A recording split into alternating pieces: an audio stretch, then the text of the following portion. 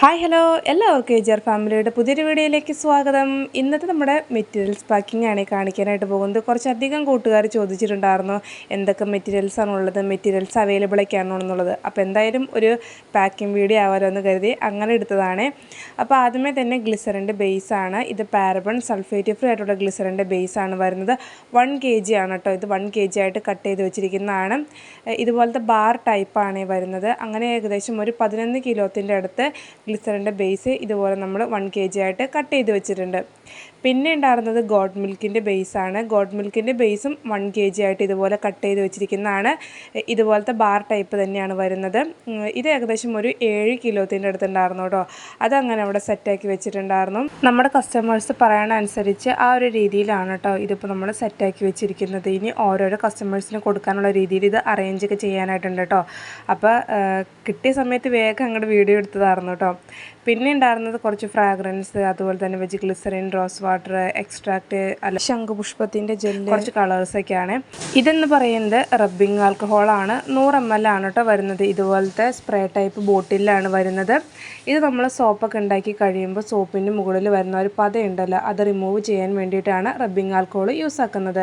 പിന്നെ ഉണ്ടായിരുന്നത് rose വാട്ടറാണ്. Rose water 100 ml ആണ് പറഞ്ഞിട്ടുണ്ടായിരുന്നത്. അത് ഫ്ലിപ്പ് ക്യാപ്പിൻ്റെ ബോട്ടിലാണ് ഫില്ലാക്കിയിട്ടുണ്ടായിരുന്നത്. ഇതെന്ന് പറയുന്നത് വെജ് ഗ്ലിസറിനാണ്. ഗ്ലിസറിൻ 100 ഗ്രാമാണ് കേട്ടോ പറഞ്ഞിട്ടുണ്ടായിരുന്നത്. ഗ്ലിസറിൻ 2 ബോട്ടിലുണ്ടായിരുന്നു. രണ്ടും 100 ഗ്രാമാണ് വന്നിട്ടുണ്ടായിരുന്നത്. അപ്പോൾ ഓരോ ബോട്ടിലും നമ്മൾ വീണ്ടും ടേപ്പൊക്കെ ഉപയോഗിച്ച് കവർ ചെയ്തിട്ടുണ്ടായിരുന്നു കേട്ടോ. പിന്നെ ഉണ്ടായിരുന്നത് കുറച്ച് ഫ്രാഗ്രൻസ് ഓയിലുകളാണ്. ആദ്യത്തെ ഫ്രാഗ്രൻസ് ലാവണ്ടറിൻ്റെ ആണ് കേട്ടോ. നമുക്ക് കോമൺ ആയിട്ട് ഇപ്പോൾ ബിഗിനറൊക്കെ ആണെങ്കിൽ നമുക്ക് കോമൺ ആയിട്ട് യൂസ് ആക്കാൻ പറ്റുന്ന ഫ്രാഗ്രൻസ് ആണ് ഈ ലാവണ്ടർ, അതുപോലെ തന്നെ മസ്കൊക്കെ കേട്ടോ. പിന്നെ ഇപ്പോൾ കാണിച്ചിട്ടുണ്ടായിരുന്നത് അലോവേരയുടെ ഫ്രാഗ്രൻസ്, ഇത് പപ്പായയുടെ ഫ്രാഗ്രൻസ് ആയിരുന്നു. പിന്നെ ഉണ്ടായിരുന്നത് മസ്കിൻ്റെ ഫ്രാഗ്രൻസ് ഉണ്ടായിരുന്നു. അതുപോലെ തന്നെ ഇത് ലെമണിൻ്റെ ഫ്രാഗ്രൻസ് ആയിരുന്നു. പിന്നെ വന്നിട്ടുണ്ടായിരുന്നത് മൈസൂർ സാൻഡലിൻ്റെ ഫ്രാഗ്രൻസ് ആണ് കേട്ടോ. ഇതെല്ലാം 25 ml വീതമാണ് കേട്ടോ വന്നിട്ടുണ്ടായിരുന്നത്. പിന്നെ ഇത് അലോവേരയുടെ എക്സ്ട്രാക്റ്റ് ആണ്. അത് 50 ml ആണ് പറഞ്ഞിട്ടുണ്ടായിരുന്നത്. ഈ ഒരു എക്സ്ട്രാക്റ്റ് നമുക്ക് സോപ്പ് ഉണ്ടാക്കാൻ ഉപയോഗിക്കാം, ജെല്ല് ഉണ്ടാക്കാൻ ഉപയോഗിക്കാം, ഷാമ്പൂവിനൊക്കെ ഉപയോഗിക്കാവുന്നതാണ്. പെട്ടെന്ന് അങ്ങനെ ചീത്തയായി പോകത്തൊന്നുമില്ല. നമ്മൾ ഫ്രഷ് ജ്യൂസ് ഉപയോഗിക്കുന്നതിനേക്കാളും കുറച്ചുകൂടി ഷെൽഫ് ലൈഫ് ഇതുപോലെ എക്സ്ട്രാക്റ്റൊക്കെ ഉപയോഗിക്കുമ്പോൾ കിട്ടുന്നതായിരിക്കും. പിന്നെ ഇത് ശംഖുപുഷ്പത്തിൻ്റെ ജെല്ലാണ്. ജെല്ലൊരു 50 ഗ്രാമാണ് പറഞ്ഞിട്ടുണ്ടായിരുന്നത് കേട്ടോ. അപ്പോൾ അതങ്ങനെ സെറ്റാക്കി വെച്ചിട്ടുണ്ടായിരുന്നു. പിന്നെ അടുത്തത് കുറച്ച് കളേഴ്സുകളാണ് വരുന്നത്. കോസ്മെറ്റിക് ഗ്രേഡ് ആയിട്ടുള്ള ലിക്വിഡ് കളറാണ്. ഇത് ലാവണ്ടറിൻ്റെ കളറാണ് വന്നിട്ടുണ്ടായിരുന്നത്. പിന്നെ ഓറഞ്ച് ഉണ്ടായിരുന്നു.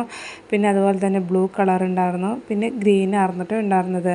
ഈ ബോട്ടിൽ 20 ml ആണ് കേട്ടോ വന്നിട്ടുണ്ടായിരുന്നത്.